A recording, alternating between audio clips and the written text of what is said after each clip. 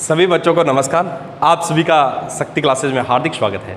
तो प्यारे विद्यार्थियों, जैसा कि अपने देख रहे थे अपने पास समांतर श्रेणी जो चल रही है उसके अपने 5.2 के कुछ एक सवाल करके देखे थे 1 से 7 तक। तो बहुत ही आसान सवाल है, केवल फ़र्क सिर्फ इतना है कि सवाल में जो भाषा है वो बदली जाती है, लैंग्वेज है वो चेंज कर दी जाती है। सवाल बिल्कुल आसान रहते हैं। तो इसी कड़ी में अपने आगे बढ़ते हैं। आज उसी लैंग्वेज को अपने समझते हुए, उसी रूप में सवाल है उसको अपने लाते हुए आगे बढ़ेंगे। तो सवाल करने का पैटर्न है वो सभी का एक ही है, परंतु भाषा कुछ अलग बदल दी जाती है। तो देखिए आज क्या चाल चली गई है। एक एपी में 50 पद हैं, बिल्कुल साधारण बात है ये, उसका जिसका तीसरा पद 12 है। तो ये चीज़ नोट कर लेते हैं अपने, तीसरा पद 12 है, ठीक है। अंतिम पद 106 है। यहाँ पर देखिए ये और इसका संबंध है कुछ, एपी में 50 पद है, अंतिम पद 106 है। तो क्या समझ रहे हैं आप? तो देखो बच्चों, बताने का तरीका कुछ अलग है। यदि ये साधारण भाषा में लिखता कि 50वां पद 106 है तब तो सवाल बिल्कुल साधारण बन जाता, परंतु इसमें बताया गया है कि 50 पद है और अंतिम पद 106। इसका मतलब ये हुआ कि 50वां पद 106 है। तो आप यहाँ पर लिखेंगे 50वां पद है वो 106 है। ये देखो बिल्कुल साधारण बन गया। अब अपने इस तरह के सवाल जब आए हैं, देखो सवाल सोल्व करने के दो तरीके हैं आपके पास। एक तो आपको ए और डी दे दी जाएगी तो आप किसी भी एपी को बना सकते हैं, उसका पद ज्ञात कर सकते हैं। एक आपको यदि 2 पद दिए जाते हैं तो उसकी सहायता से आप ए और डी ज्ञात करते हैं, फिर आप किसी एपी के लिए कोई पद ज्ञात करना है, उस एपी को बनाना है तो आप तैयार कर सकते हैं। तो वो दूसरा मेथड दिया गया है यहाँ पर जिसमें 2 पद होते हैं। तो यहाँ पर देखिए व्यापक रूप लिखते हुए अपने आगे बढ़ेंगे। A3 है, इसका व्यापक रूप यदि देखूँ तो A+2D। अपने को पता है डी की संख्या 1 कम रहती है हमेशा, और इसको देखेंगे A+49D। इस तरह से आप लिख सकते हैं। ये समीकरण 1 होती है बच्चों, ये 2 होती है। इस तरह के सवाल आपने बहुत किए, अब आप समझ गए होंगे मैं कैसे इसको सॉल्व करने वाला हूँ। अब आगे यदि देखूँ तो समीकरण 2 में से समीकरण 1 घटाएंगे अपने, ठीक है। तो समीकरण 2 में से 1 घटाने पर, तो 2 में से 1 घटाऊंगा तो ये बन जाएगा मेरे पास A+49D बराबर 106, A+2D बराबर 12। घटाने का मतलब होता है नीचे वाली जो समीकरण है उसके निशान बदल देना। तो नीचे वाली समीकरण उसके निशान में बदल रहा हूँ, प्लस है तो माइनस, प्लस है तो माइनस। ये देखो बच्चों, ए से 1 कट गया, एक ए प्लस का एक माइनस का है। 49D में प्लस के हैं और माइनस के 2D हैं तो 47D, और ये हो गया बच्चों इसमें घटाया तो 94। तो D का मान आ गया है आपके पास 94/47, यानी 2 आ गया। ये D का मान मैंने ज्ञात कर लिया। अब अपने A का मान ज्ञात करेंगे। तो मैंने आपको बताया था D का मान किसी एक समीकरण में रख दो आपको A का मान मिल जाएगा। तो मान लीजिए मैं समीकरण 1 में मान रखता हूँ D का, समीकरण 1 से, तो ये हो गया A+2D। ये देखो बच्चों D का मान है मैंने 2 रख दिया, 2D था, ठीक है। तो ये हो गया A+4 बराबर 12, A बराबर 12 - 4, ये 8 आ गया। तो ये देखो बच्चों A का मान 8 आ गया। D का मान है आपके पास, A का मान है। यदि A और D का मान है तो आप उस समांतर श्रेणी की बिल्कुल एक नवज को जान सकते हैं। तो कैसे? अब देखो बच्चों, A का मान है 8, D का मान है 2। अब देखिए सवाल में क्या पूछा गया, 29वां पद ज्ञात कीजिए। बिल्कुल साधारण सवाल है।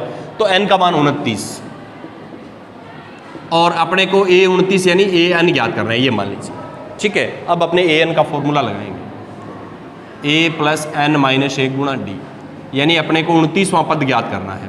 तो ये लो बच्चों, 29 में से 1 गए गुणा 2, 8 + 28 गुणा 2, 28 दूआ 56, 56 और 8 ये हो गए 64 बच्चों। तो इसका 29वां जो पद है एपी का, 29वां पद 64 है। इस तरह से अपने बिल्कुल आसानी से सवाल को हल कर सकते हैं, केवल भाषा को समझते। चलिए बढ़ते हैं अगले सवाल की ओर। तो देखो बच्चों, अगला सवाल है मेरे पास 9 नंबर सवाल। किसी एपी के तीसरे और 9वें पद क्रमशः 4 और -8 है। वो तरीका होगा बच्चों, 2 पद आपको दिए जाएंगे, तो जहां पर आपको या तो ए और डी दे दे या 2 पद दे दे, उनसे अपने ए और डी ज्ञात कर लेंगे। सवाल एक जैसा ही बन जाएगा। उसके बाद कुछ भी ज्ञात करना है वो कर सकते हैं। फिर ये कह रहा है कौन सा पद शून्य है, फिर तो अपने उसे एपी के बारे में एक एक बातें बता सकते हैं। केवल अपने को क्या पता होना चाहिए, ए और डी पता होना चाहिए। तो यहाँ ए और डी देने का तरीका इसका 2 पद देकर, जो हर तरह से हर बार अपने इस तरह से सवाल करते आए हैं। तो देखिए बच्चों कैसे इसको सॉल्व करेंगे। तो तीसरा पद है वो 4 है, तीसरा पद 4 है और 9वां पद है वो -8 है। इस तरह से सवाल को दिया गया है। 9वां पद है वो तो -8 है और तीसरा पद है वो है 4। तो अब देखिए इसका व्यापक रूप यदि मैं बनाऊं तो A3 का व्यापक रूप आप समझ गए होंगे, a + 2d। तो इसको लिखूंगा मैं a + 2d = 4। इसको मैं लिखूंगा a + 8d - 8। ठीक है, अपने यही करते हैं, d की संख्या एक कम रखनी होती है अपने को, क्योंकि अपने समझा था कि सूत्र जो है वो है an = a + n-1। हमेशा एक d है वो कम रहती है। चलिए आगे बढ़ते हैं। अब आप समझ गए होंगे इस सवाल को कैसे सोल्व करना है। समीकरण 2 में से समीकरण 1 को घटाना है। समीकरण 2 में से 1 घटाने पर तो देखो बच्चों कैसे घटेगी। a + 8d - 8 a + 2d = 4। नीचे के निशान चेंज। ये देखो बच्चों 8 प्लस के हैं, 8d तो प्लस के और माइनस के 2d हैं। 8d में से 2d जाएंगे तो 6d बचेंगे। ठीक है, अब यहाँ पर थोड़ा ध्यान दीजिए आप, -8 है और -4 है, तो -8 ऋण -4 ऋण और हो गया तो -12 हो गए हैं, कहने मतलब 12 ऋण। ठीक है, अब देखो बच्चों d का मान आ गया आपके पास -12/6 यानी -2। ये d का मान आपने ज्ञात कर लिया, इसमें -2 है d। अब देखो किसी समीकरण में आपको d रखकर, चाहे 1 में रखे चाहे 2 में रखे, आपको a का मान ज्ञात करना है। a और d ज्ञात हो जाएगा तो फिर आगे बढ़ेंगे। तो समीकरण 1 में रखते हैं अधिकांशतः अपने, क्योंकि वो आसान होती है। समीकरण 1 से a + 2 × -2 = 4। a -4 + 4, a = 4 + 4 यानी 8। इसका a का मान आ गया है बच्चों 8। अब देखो आपके पास a और d आ गए हैं दोनों। अब सवाल उस समांतर श्रेणी के बारे में कुछ भी यदि बताना है तो बहुत ही आसानी से अपने बता सकते हैं। कैसे? a का मान है 8, d का मान है -2 और अपने से कहा गया कौन सा पद शून्य है। तो an का मान शून्य हो तो n क्या होगा ये पूछा गया है। तो an का मान जहां शून्य है तो n का मान क्या होगा, इसके लिए ये अपने को चेक करके बताना है। तो देखिए एक ही फॉर्मूला है अपने पास, a + n-1 × d, ये हो गया 0, ये हो गया 8, n अपने को ज्ञात करना है बच्चों। ये प्लस का 8 है, दूसरी तरफ चला जाएगा तो माइनस का 8 हो जाएगा, तो -8 n-1 -2। ठीक है, ये -2 है, इस 8 के भाग में आ जाएगा, मैं इसको ऐसे भी लिख सकता हूँ इस तरह से, माइनस से माइनस कट गया, ये आ गया n-1 = 4, n बराबर आ गया 4 + 1 5। इस AP का 5वां पद शून्य है। इस तरह से अपने बिल्कुल आसानी से इस सवाल को हल कर सकते हैं यदि आपके पास 2 पद दिए हों या फिर a और d दिया हो। चलिए बढ़ते हैं अगले सवाल की ओर। तो देखो बच्चों अगला सवाल आया है मेरे पास, सवाल नंबर 10। किसी AP का 17वां पद उसके 10वें पद से 7 अधिक है तो अपने को सार्वंत्र ज्ञात करना है। तो देखिए बच्चों क्या इसकी लैंग्वेज है उसको केवल मैं गणित के रूप में बदलूंगा और अपने आप सवाल हल हो जाएगा। आपको केवल सवाल को स्टार्ट करना है। गणित में किसी भी सवाल को देखकर कभी ये नहीं कहना कि ये सवाल हार्ड है, सारे सवाल है वो आसान है। केवल आप सवाल को शुरू करना सीखें। आप सवाल को यदि शुरू कर देते हैं तो सवाल अपने आप हल होता जाएगा आपके इसी हौसले के साथ। तो चलिए बढ़ते हैं आगे। ये कह रहा है 17वां पद 10वें पद से 7 अधिक है, कहने का मतलब 17वें पद और 10वें पद में 7 का डिफरेंस है। तो देखो ऐसे है, 17वां पद 10वें पद से 7 अधिक है। देखो 17वें पद और 10वें पद का यदि घटाओ मैं देखूं तो 7 आएगा। यही बात कह रहा है कि जैसे मान लो 17वां पद 17 है और वो 10 है तो इसका डिफरेंस 7 हो गया। इस तरह से ये कह रहा है कि 17वां पद है वो 10वें पद से 7 ज़्यादा है। तो मैंने इसका घटाव करके देखा तो मेरे कहने का मतलब 7 आ गया। अब देखो 17वें पद को व्यापक रूप में यदि लिखें तो क्या लिख पाएंगे? a + 16d लिखेंगे। यही होता है, एक d कम रखनी है तो इसको यूँ लिख देंगे बच्चों a + 16d। ठीक है, ये लो, और ये 10वां पद है a + 9d, इसका है घटाव। ये देखो बच्चों 17वां पद है a + 16d, 10वां पद है a + 9d, दोनों का घटाव है तो घटाव का निशान मैंने लगाया। अब अपने कोष्टक को हटाएंगे तो ये हो गया a + 16d -1 माइनस के 9d, माइनस प्लस माइनस बराबर 7। प्लस का a माइनस का a तो कैंसिल हो गए हैं बच्चों। ये 16d में से 9d चले गए तो 7d, ये आ गया 7। तो d का मान आ गया बच्चों 7/7 1। अतः सारव अंतर जो है वो 1 है, सारव अंतर 1 है। तो देखो कितना छोटा सवाल है। सवाल को देख करके ये नहीं अंदाज़ा लगाना कि कैसे इसको करेंगे या हार्ड है। सवाल को शुरू करें आप। चलिए बढ़ते हैं अगले सवाल की ओर। तो देखो बच्चों, अगला सवाल आया है मेरे पास 11 नंबर।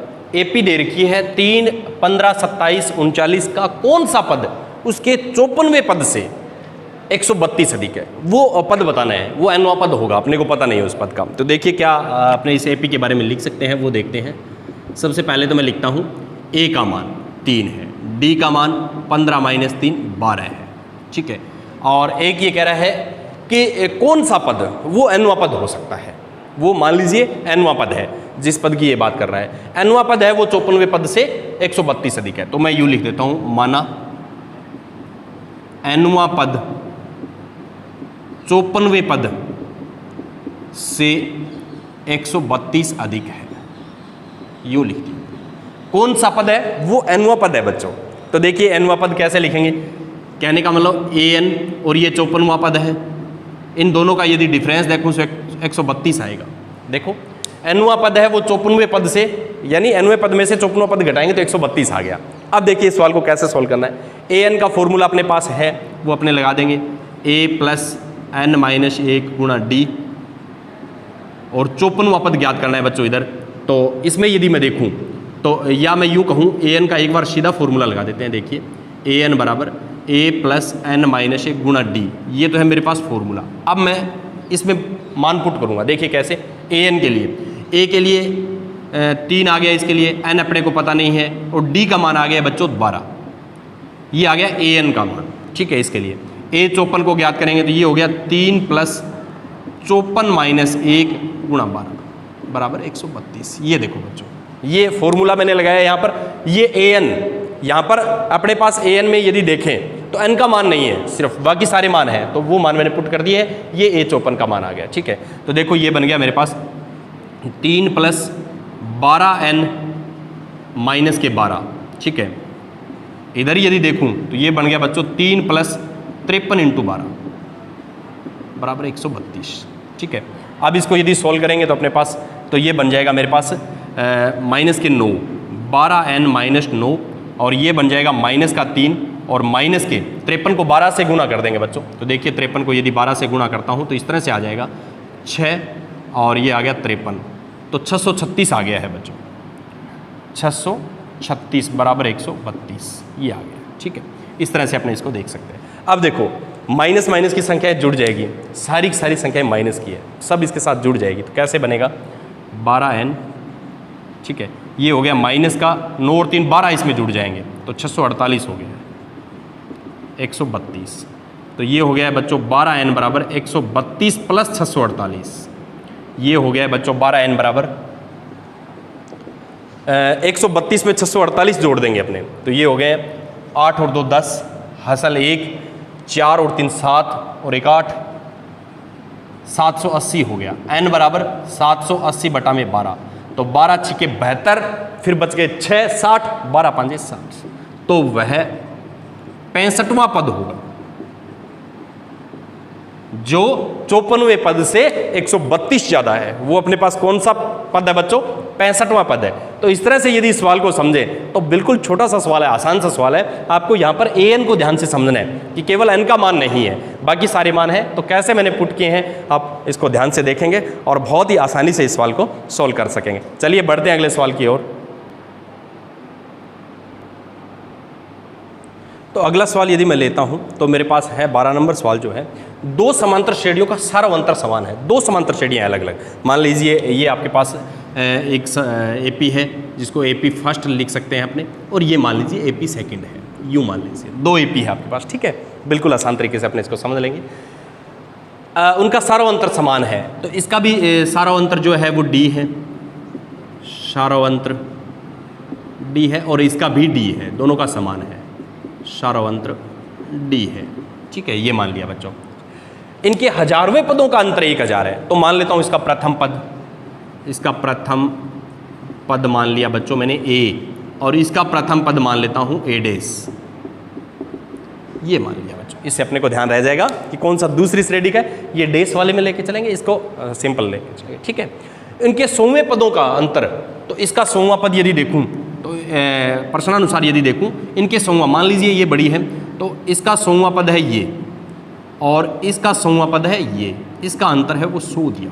देखो बच्चों, प्रश्नानुसार मैंने लिखा है ये प्रथम श्रेणी का 100वां पद है, क्योंकि इसको सिंपल से लिखेंगे, इसको डैश से लिखेंगे। ये डिफरेंस जो दे रखा है वो 100 का है।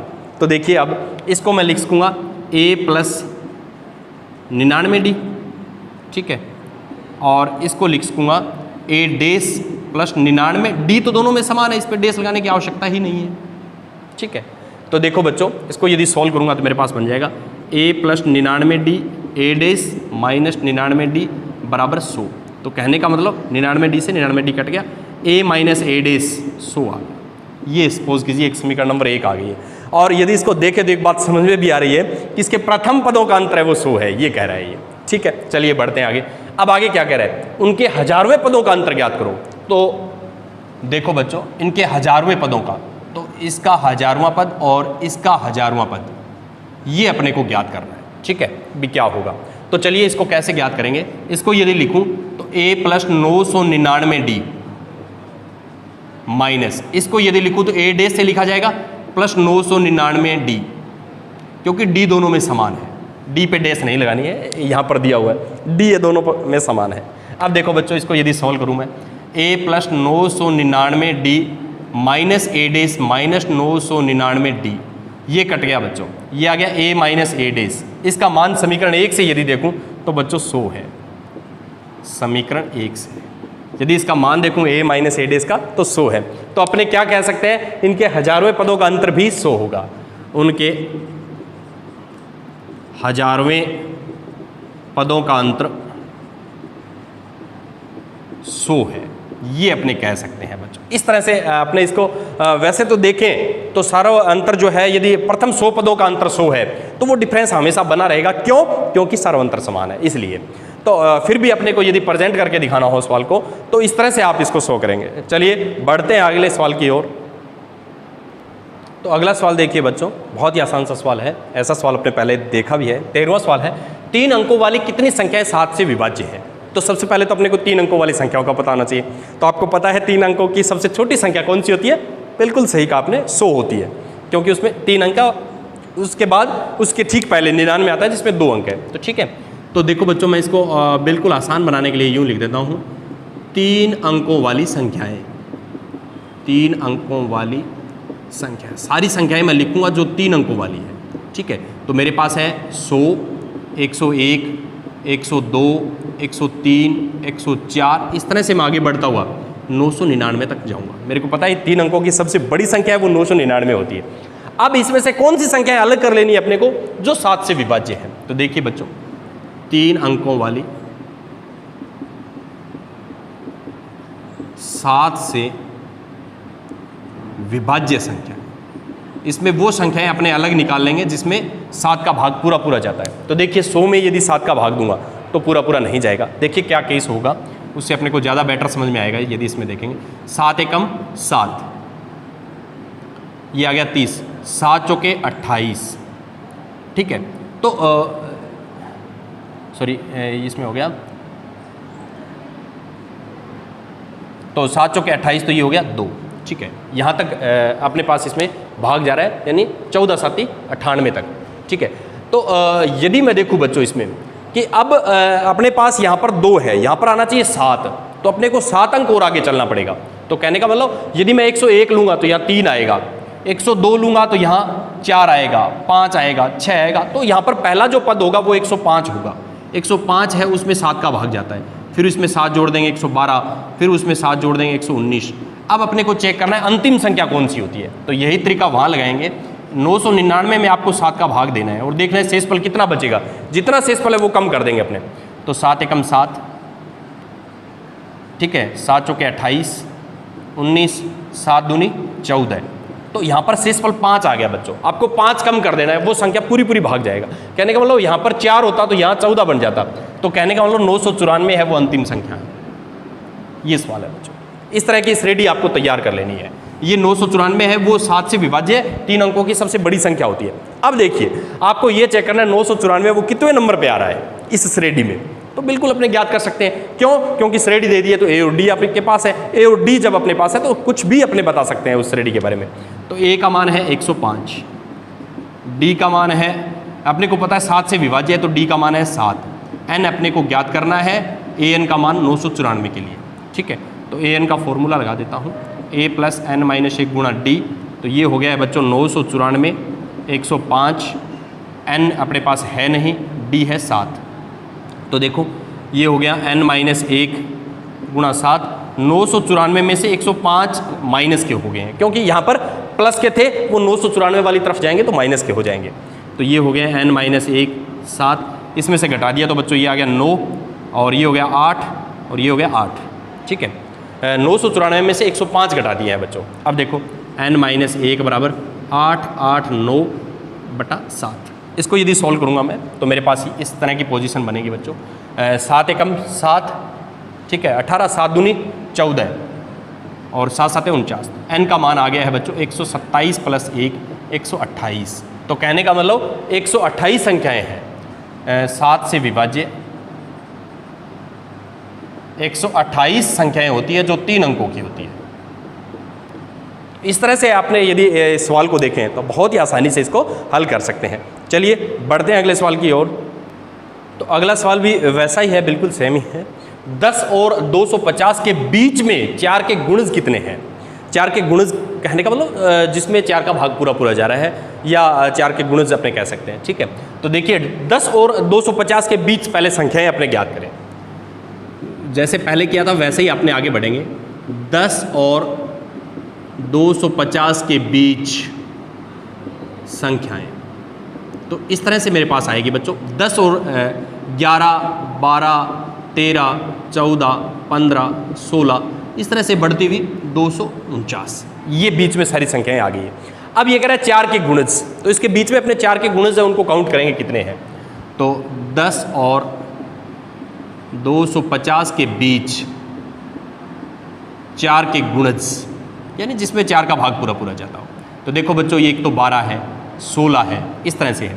तो 12 16 20, इधर से यदि देखूं तो 249 में 4 का भाग देके देखते हैं शेषफल कितना बचता है, या पूरा पूरा जाएगा या शेषफल बचेगा। जितना शेषफल बचेगा वो कम करके अपने काउंट कर लेंगे। तो देखो बच्चों इस तरह से अपने इसको काउंट कर लेंगे। 6 चौके 24, 9 4 दूनी 8, शेषफल बचा है 1। यदि यहाँ पर 8 होता तो 4 का भाग पूरा पूरा जाता। कहने का मतलब 248 है अंतिम संख्या। अब अपने को ये चेक करना है कि 248 कितने नंबर पर आ रही है, कि कितने गुणज है। तो ये एक परिमित समांतर श्रेणी है, इसका अंतिम पद है, उसका स्थान देख लेंगे कौन सा, उतने उसमें पद होंगे। तो ए का मान 12, डी का मान 16 माइनस 12 यानी 4, वैसे 4 के गुणज है तो 4 ही आएगा। ठीक है, एन का मान अपने को ज्ञात करना है जब ए एन 248 दिया, ये सवाल है। तो देखिए बच्चों ए एन का ही फॉर्मूला लगा देता हूँ, ए प्लस एन माइनस 1 गुणा डी, ये हो गया 248। ठीक है, ये हो गया 12, एन अपने को पता नहीं, डी का मान है 4। अब आप समझ गए होंगे सवाल को कैसे करने वाला हूँ। अब अपने 12 यहाँ पर प्लस में, दूसरी तरफ जाएंगे तो माइनस में हो जाएंगे। ठीक है, तो एन माइनस 4, ये हो गया 248 माइनस 12। 248 में यदि 12 चले गए बच्चों तो ये हो गया अपने पास 236 रह गए। ठीक है, अब 4 यहाँ पर गुणा में दूसरी तरफ जाएगा तो भाग में हो जाएगा। ठीक है, तो n माइनस 1 बराबर 236 भाग 4, तो ये हो गया बच्चों n माइनस 1 बराबर मेरे पास, यदि 236 में 4 का भाग देता हूँ मैं तो 4 5 20 और 9 चौक 36, n का मान आ गया 59 प्लस 1 यानी n का मान आ गया 60। तो कितनी संख्याएं हैं? 60 संख्याएं हैं। तो आप लिख सकते हैं बिल्कुल 10 और 250 के बीच 4 के गुणज 60 है। इस तरह से आप अपना सवाल है वो बहुत ही आसानी से और बहुत ही सरल तरीके से समझ सकते हैं। चलिए बढ़ते हैं अगले सवाल की ओर। तो बच्चों इस तरह से अपने आज एक्सरसाइज 5.2 के 8 से लेकर के 14 तक सवाल सॉल्व कर लिए हैं। मेरा विश्वास आपको समझ में आए होंगे, क्योंकि सवाल बिल्कुल आसान है, केवल उनकी भाषा को समझना है। तो बिल्कुल आप इनको अच्छी तरह से अपने होमवर्क की कॉपी में तैयार कीजिए। मिलते हैं अगले वीडियो में, तब तक के लिए धन्यवाद।